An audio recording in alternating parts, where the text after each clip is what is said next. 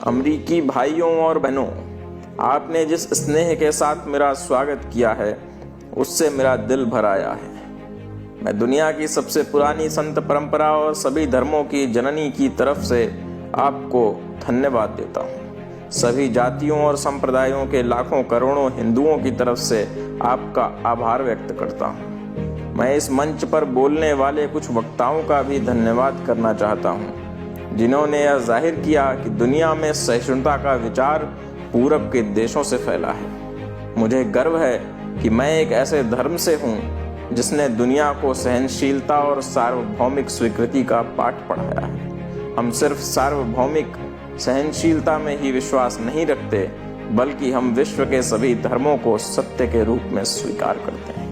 दूसरी संस्कृतियों पर अपनी श्रेष्ठता महसूस करने का अवसर भारत को केवल 2 लोगों ने सबसे ज्यादा दिया।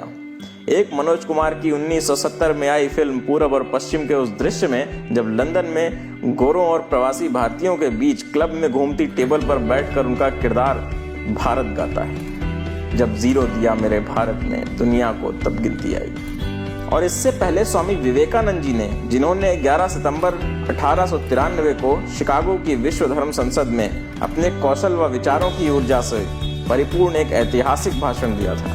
ये वो भाषण है जिसने पूरी दुनिया के सामने भारत को एक मजबूत छवि के साथ पेश किया। जितना बड़ा संघर्ष होगा, जीत उतनी ही शानदार होगी। ऐसे महान विचारों के धनी स्वामी विवेकानंद का जन्म 12 जनवरी सन 1863 को हुआ था। उनका घर का नाम नरेंद्र दत्त था। उनके पिता विश्वनाथ दत्त पाश्चात्य सभ्यता में विश्वास रखते थे। वे अपने पुत्र नरेंद्र को भी अंग्रेजी पढ़ाकर पाश्चात्य सभ्यता के ढंग पर ही चलाना चाहते थे। नरेंद्र की बुद्धि बचपन से बड़ी तीव्र थी और परमात्मा को पाने की लालसा भी प्रबल थी, जिसके लिए वे पहले ब्रह्म समाज में गए, किंतु वहां उनके चित्त को संतोष नहीं हुआ। सन 1884 में उनके पिता की मृत्यु हो गई। घर का भार नरेंद्र पर पड़ा। घर की दशा बहुत खराब थी। कुशल यही था कि नरेंद्र का विवाह नहीं हुआ था। अत्यंत गरीबी में भी नरेंद्र बड़े अतिथि सेवी थे। स्वयं भूखे रहकर अतिथि को भोजन कराते, स्वयं बाहर वर्षा में रात भर भीगते ठिठुरते पड़े रहते और अतिथि को अपने बिस्तर पर सुला देते। रामकृष्ण परमहंस की प्रशंसा सुनकर नरेंद्र उनके पास पहले तो तर्क करने के विचार से ही गए थे, किंतु परमहंस जी ने देखते ही पहचान लिया कि ये तो वही शिष्य है जिसका उन्हें कई वर्षों से इंतजार था। परमहंस जी की कृपा से इनको आत्म साक्षात्कार हुआ। फलस्वरूप नरेंद्र परमहंस जी के शिष्यों में प्रमुख हो गए। उनका सदैव यह कहना था कि उठो, जागो और तब तक रुको नहीं जब तक कि लक्ष्य प्राप्त कर लेते। स्वामी विवेकानंद अपना जीवन अपने गुरुदेव स्वामी रामकृष्ण परमहंस को समर्पित कर चुके थे। गुरुदेव के शरीर त्याग के दिनों में अपने घर और कुटुंब की नाजुक हालत की परवाह किए बिना, स्वयं के भोजन की परवाह किए बिना गुरु सेवा में सतत हाजिर रहे। गुरु के प्रति ऐसी अनन्य भक्ति और निष्ठा के प्रताप से ही वे अपने गुरु के शरीर और उनके दिव्यतम आदर्शों की उत्तम सेवा कर सके। गुरुदेव को वे समझ सके, स्वयं के अस्तित्व को गुरुदेव के स्वरूप में विलीन कर सके, समग्र विश्व में भारत के अमूल्य आध्यात्मिक खजाने की महक फैला सके।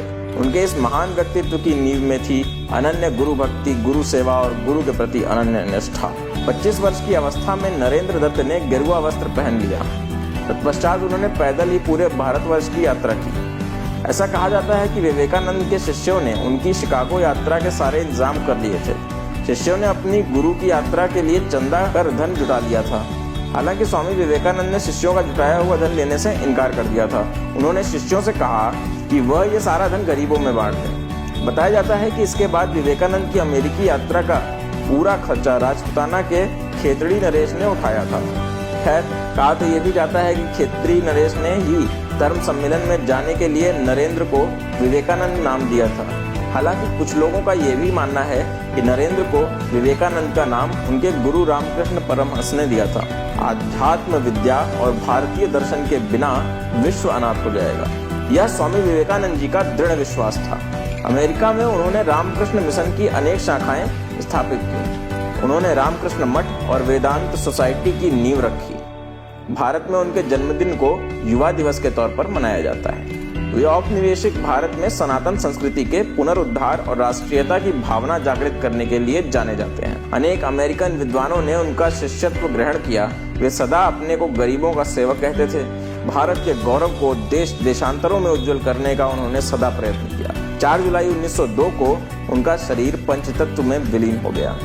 स्वामी जी का कहना था कि जब तक जीना तब तक सीखना, अनुभव ही जगत में सर्वश्रेष्ठ शिक्षक है।